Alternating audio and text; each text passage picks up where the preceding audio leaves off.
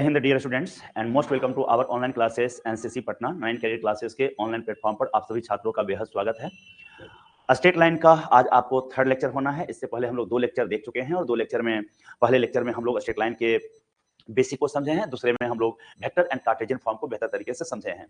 आज हम फिर थर्ड इक्वेशन देखने वाले हैं। थर्ड इक्वेशन में हमें ये देखना है कि जब हमें 2 पॉइंट लेकर के दे दे, कितना पॉइंट दे दे? 2 पॉइंट। मान लीजिए एक पॉइंट ए है जिसका पोजीशन वेक्टर आपको ए दे दिया और दूसरा आपके पास बी है जिसका पोजीशन वेक्टर आपको बी दे दिया। ये 2 पॉइंट लेकर के आपको दे दिया और दोनों का पोजीशन वेक्टर भी आपको दे दिया है। बात समझ रहे हैं? अब आपको इसका इक्वेशन जानना है। क्या जानना है? इक्वेशन। तो क्या होगा? इसका इक्वेशन सीधे लिखाएगा r equal to A plus lambda b minus a. बात समझ रहे हैं? या फिर आप इसी को दूसरा इक्वेशन अगर लिखना चाहें तो r equal to b plus lambda b minus a या ए माइनस बी जो लिखिए उससे कोई प्रॉब्लम होने वाला नहीं है। बात समझ रहे हैं ना? ये इक्वेशन भी सही है और ये इक्वेशन भी सही है। दोनों ही इक्वेशन सही है, आप दोनों में से कोई भी यूज कर सकते हैं, लेकिन सबसे ज्यादा यूज आपको यही होगा फर्स्ट वाला r equal to A plus lambda b minus a. अगर दूसरा लगाएंगे तो आपका आंसर तो सही रहेगा, लेकिन बुक में आंसर आपको नहीं मिलेगा तो आप कंफ्यूज होंगे कि हम गलत कर दिए क्या। बात समझ गए नहीं? पर आप गलत नहीं किए हैं। कैसे? आपको हम स्ट्रेट लाइन जब स्टार्ट किए थे तभी हम आपको समझाए थे कि स्ट्रेट लाइन का इक्वेशन निकालने के लिए मेरा 2 मकसद पूरा होना चाहिए। पहला, एक पॉइंट हमें मिल जाना चाहिए और एक हमें उसका पैरेलल वेक्टर या उसका डायरेक्शन रेशियो मिल जाना चाहिए। जिस स्ट्रेट लाइन का हमें इक्वेशन फाइंड करना है, जिस स्ट्रेट लाइन का हमें इक्वेशन निकालना है, उसके पैरेलल या तो वेक्टर मिल जाना चाहिए या फिर उस स्ट्रेट लाइन का हमें डायरेक्शन रेशियो मिल जाना चाहिए या उस स्ट्रेट लाइन का हमें डायरेक्शन कोसाइन मिल जाना चाहिए और एक पॉइंट मिलना चाहिए। क्या मिलना चाहिए? एक पॉइंट। तब आप इक्वेशन पढ़े थे कि r equal to A plus lambda B, ये पढ़े थे आप। मतलब ये आपको कौन है? ए, जिससे स्ट्रेट लाइन आपका पास हो रहा है, और ये बी कौन है आपका? जिसके पैरेलल है, जिसके पैरेलल है। नहीं तो अगर आप ठीक से ध्यान दें, यहां पर इस पूरे नोट को ऐसे लिखा जाएगा, द वेक्टर इक्वेशन। दूसरा आपको ये तीसरा इक्वेशन होने जा रहा है, the vector equation of a straight line, of a straight line which passes through 2 points। कितने पॉइंट से पास हो रहा है? 2 points। passes through 2 points having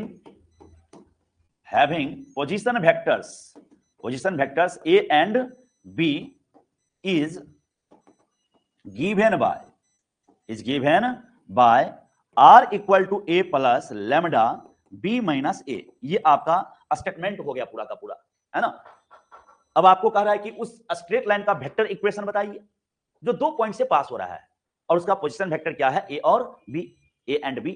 तब इक्वेशन निकालने का ये फॉर्मूला है r equal to A plus lambda b minus a. और ये ऐसा क्यों हुआ?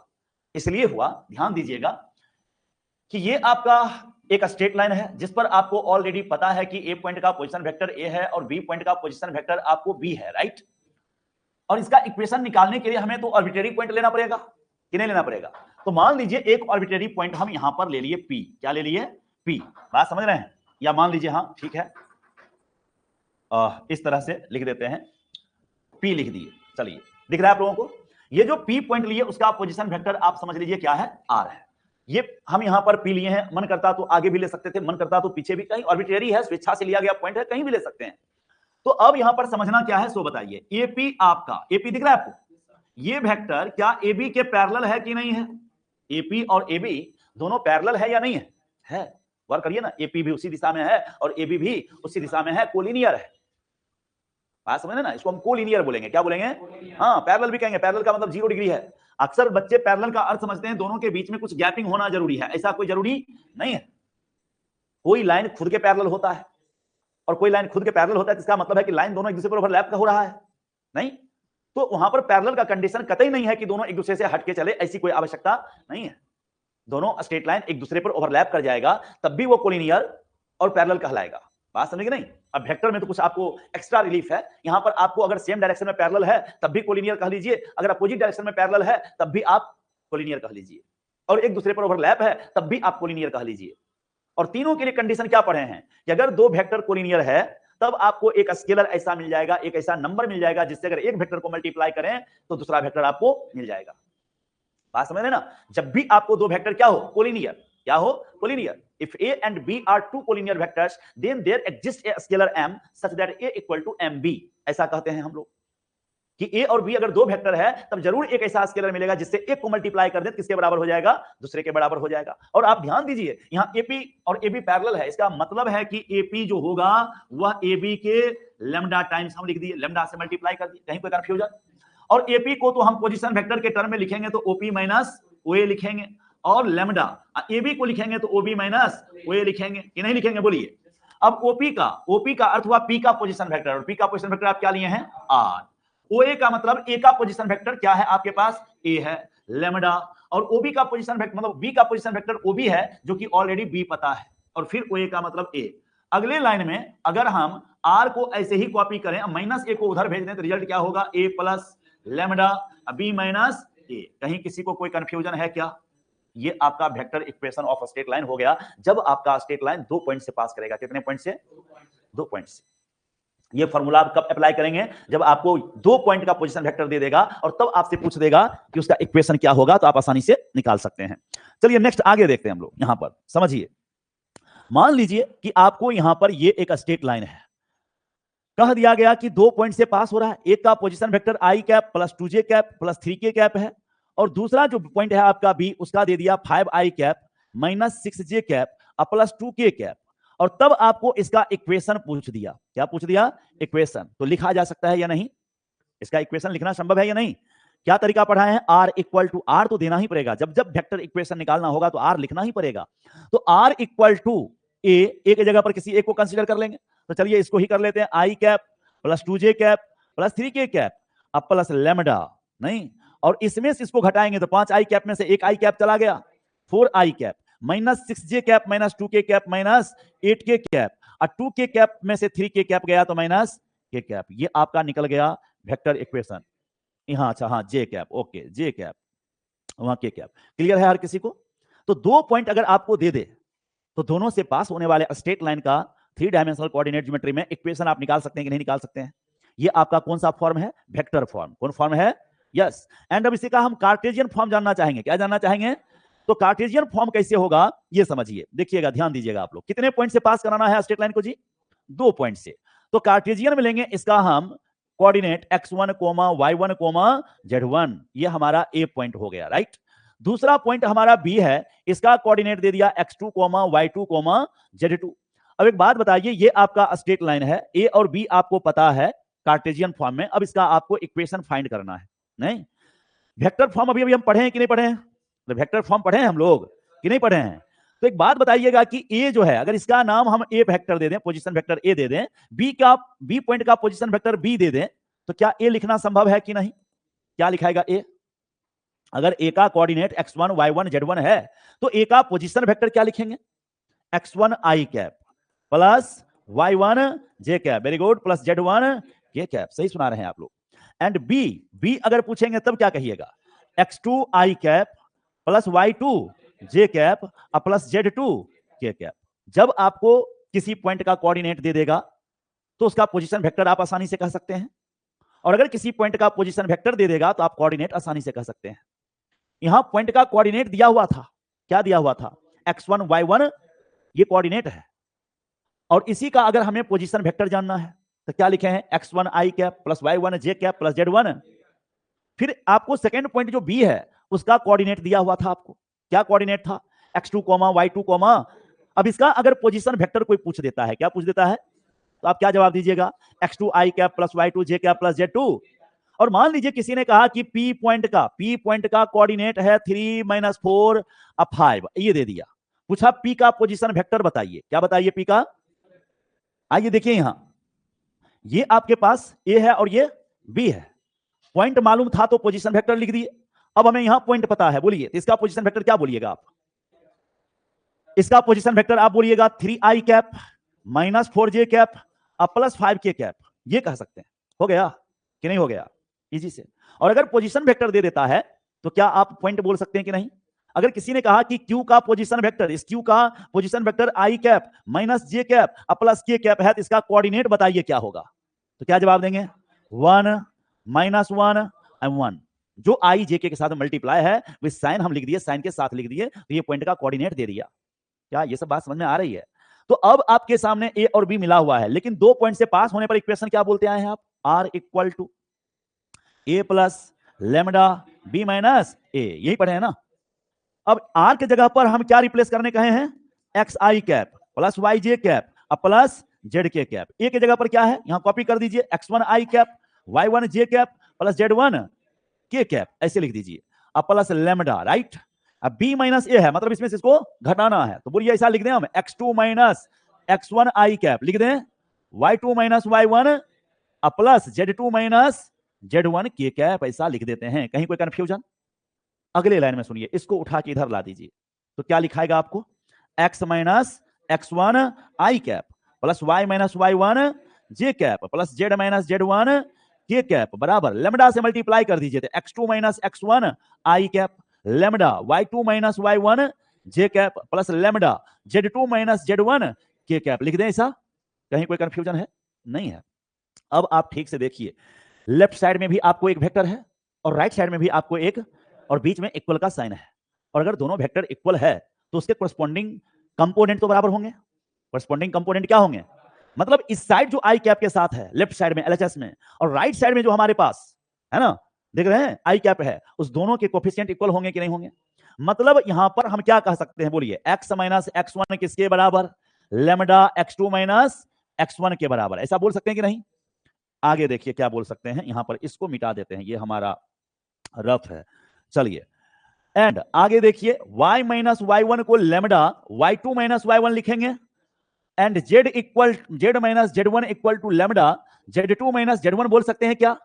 अगले लाइन में ध्यान दीजिएगा, x माइनस x1 के नीचे इसको उठा के ला दिए x2 माइनस बराबर, इसमें देखिए y माइनस y1 के नीचे y2 माइनस y1 बराबर z माइनस z1 के नीचे z2 माइनस, और ये तीनों किसके बराबर, लेमडा के बराबर। नहीं तो आपका इक्वेशन क्या निकल गया, x माइनस x1, नीचे अगर आपको मन करता है कि हम x1 माइनस x2 लिख दें, तो यहां पर आपको y1 माइनस y2 करना पड़ेगा, यहां पर आपको z1 माइनस, मतलब जिस पैटर्न में हम x को लिखेंगे उसी पैटर्न में y को लिखेंगे, उसी पैटर्न में z को लिखेंगे, बस ये ध्यान रखना है।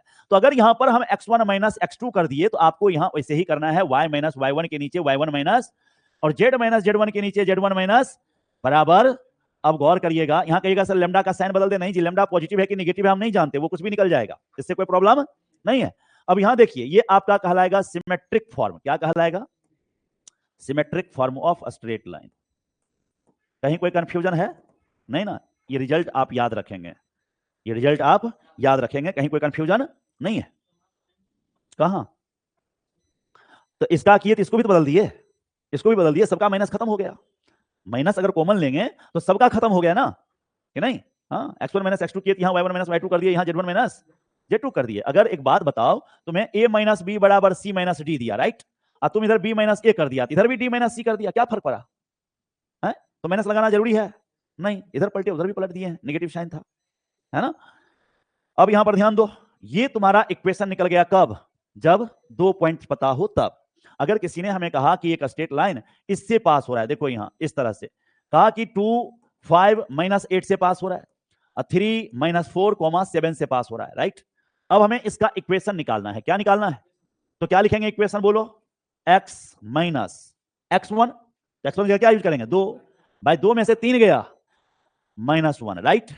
फिर y माइनस 5, अब 5 में से माइनस 4, ये 9 हो जाएगा, नहीं। फिर हम z, अब माइनस माइनस प्लस 8, अब माइनस 8, अब माइनस 7 माइनस 15 बराबर लेमडा। कहीं कोई कंफ्यूजन? ये इक्वेशन कब निकल गया, जब 2 पॉइंट दिया रहेगा तब। तो क्या जब 2 पॉइंट दे देगा तो स्ट्रेट लाइन का इक्वेशन निकल जाएगा आप लोगों से कि नहीं निकलेगा? है इजी है क्या रितेश, नहीं निकलेगा? निकल जाएगा ना। तो गर्दन ऐसे से कहा कर रहा है, ऐसे से करो ना, यस है। हाँ, इसमें नेहा पढ़ती थी, वो ऐसे से करती थी, वैसे आजकल गायब है वो, ठीक है। तुम कब से सीख गए ऐसे, ध्यान दो यहाँ। क्लियर है जी, बन जाएगा ना। आगे देखो नेक्स्ट, अगर इसी का वेक्टर फॉर्म पूछ दिया, क्या पूछ दिया, तो देखो ये कार्टेशियन में लिखा जा चुका है ऑलरेडी, तो वेक्टर में लिखेंगे तो सीधे r बराबर, नहीं इसको साइन बदल बदल के लिखेंगे, 2i cap plus 5j cap अब माइनस 8k कैप, ये हो गया ना। अब प्लस लेमडा, है ना। अब b, तो जो नीचे वाला है उसके साथ i j लगाओ, minus i cap plus 9j अब माइनस 15। हाँ बस हो गया, ये वेक्टर फॉर्म हो गया स्ट्रेट लाइन का। क्या हो गया, वेक्टर फॉर्म। क्या कोई कष्ट, समझ में आ गया, इजी है। आगे समझिए, आपको समझना है, थोड़ा सा नोट यहां पर। The equation of a straight line, the equation of a straight line which passes through a point, एक पॉइंट से पास कर रहा है। यहां पर हम वेक्टर इक्वेशन ले लेते हैं, सीधे इक्वेशन नहीं, the vector equation of a straight line which passes through a point, एक पॉइंट से पास कर रहा है, हैविंग पोजीशन वेक्टर अल्फा दे दिया, क्या दे दिया, अल्फा, ये दे दिया पोजीशन वेक्टर, कोई दिक्कत। And parallel to a straight line, parallel to a straight line, एक स्ट्रेट लाइन है उसके पैरेलल है straight line R equal to A plus lambda B. अब देखो यहां क्लियर है कि एक हमें स्ट्रेट लाइन का इक्वेशन चाहिए जो एक पॉइंट से पास कर रहा है। ये देखो एक पॉइंट से पास हो रहा है, ये पॉइंट है ना ए, इससे पास हो रहा है, इसका पोजीशन वेक्टर क्या दे दिया, अल्फा। और यह स्ट्रेट लाइन जिसका हमें इक्वेशन चाहिए वो एक अलग स्ट्रेट लाइन के पैरेलल है जिसका इक्वेशन हमें दे दिया गया R equal to A plus lambda B. कहीं कोई कंफ्यूजन? जो हम ऊपर में स्ट्रेट लाइन लिए हैं उसका हमें इक्वेशन निकालना है, और जो स्ट्रेट लाइन नीचे है वो हमारा गिवन है, वो क्या है, गिवन दे दिया गया है, ये हमारा दिया गया है, गिवन है, ये क्लियर है। अच्छा, हम बताए हैं कि जब हमें स्ट्रेट लाइन का इक्वेशन मालूम रहेगा तो इक्वेशन से भी हम इंफॉर्मेशन निकाल सकते हैं, नहीं? तो इस स्ट्रेट लाइन के इंफॉर्मेशन क्या मिलेगा हमको, सो बताओ कि एक पॉइंट से पास कर रहा होगा, मान लो पी ही नाम है उसका पोजीशन वेक्टर क्या रहा होगा, ए, और यह एक वेक्टर के पैरेलल रहा होगा, ये वेक्टर मान लो, और उसका क्या है, ये बी है, यही है ना। अच्छा एक बात बताओ, अगर यह स्ट्रेट लाइन इस लाइन के पैरेलल है और यह लाइन इस वेक्टर के पैरेलल है, तो क्या ये स्ट्रेट लाइन जिसका इक्वेशन चाहिए वो बी के पैरेलल है कि नहीं है? नहीं। और हम तो जानते हैं कि जब भी हमें किसी स्ट्रेट लाइन का इक्वेशन चाहिए तो दो चीज चाहिए, एक पॉइंट जिससे पास हो रहा है और एक वेक्टर जिसके, तो हमें इक्वेशन तो इसी का निकालना था जी, इक्वेशन पहला ऊपर वाला का निकालना था। तो इस हमको पहले ये जानना होगा कि ये किसी पॉइंट से पास हो रहा है कि नहीं हो रहा है, तो पास किया कि नहीं, और उसका पोजीशन वेक्टर क्या है, और यह किसी के पैरेलल है कि नहीं है, किसके, बी के। तो बताओ इसका इक्वेशन मैं क्या लिख दूं, R equal to alpha plus, और स्केलर की जगह कोई ले लो, मन करता है लेमडा डैश तो लेमडा ले लो, चाहे लेमडा डैश लो, जो लेना है ले लो, ठीक है। हालांकि तीनों को एक ही डायरेक्शन में दिए हैं तो लेमडा सेम ही हो जाएगा यहां पर, बात समझ गए नहीं? तो यहां पर हम इस तरह से लिख देते हैं लेमडा बी, लेमडा, कहीं कोई कंफ्यूजन है? ये इक्वेशन लिखा गया तब जब स्ट्रेट लाइन एक पॉइंट से पास कर रहा है और ऑलरेडी किसी दूसरे स्ट्रेट लाइन के पैरेलल है, कहीं कोई दिक्कत नहीं है। तीसरा एक और समझना है, नोट यहां समझिए इसका, ये है the vector equation of a straight line which passes through a point, ठीक है, passes through a point having position vector alpha, उसका पोजीशन वेक्टर क्या है, position vector is alpha, and perpendicular है, क्या है इस बार, हाँ इस बार पैरेलल नहीं है, perpendicular to two straight lines, कितने स्ट्रेट लाइंस पर, दो स्ट्रेट लाइंस पर ये परपेंडिकुलर है।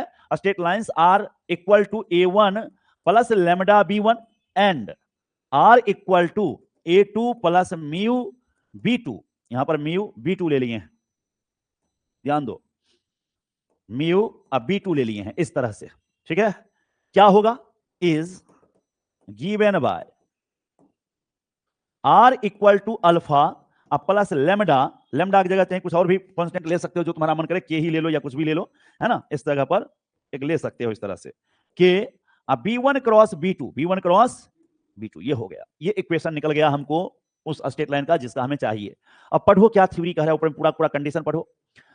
The vector equation of a straight line which passes through a point having position vector is alpha and perpendicular to two straight lines, दो straight line पर क्या है, परपेंडिकुलर है। मान लो कि एक स्ट्रेट लाइन ये गया ऐसे और दूसरा स्ट्रेट लाइन तुम्हारा ये गया, दोनों स्ट्रेट लाइन है।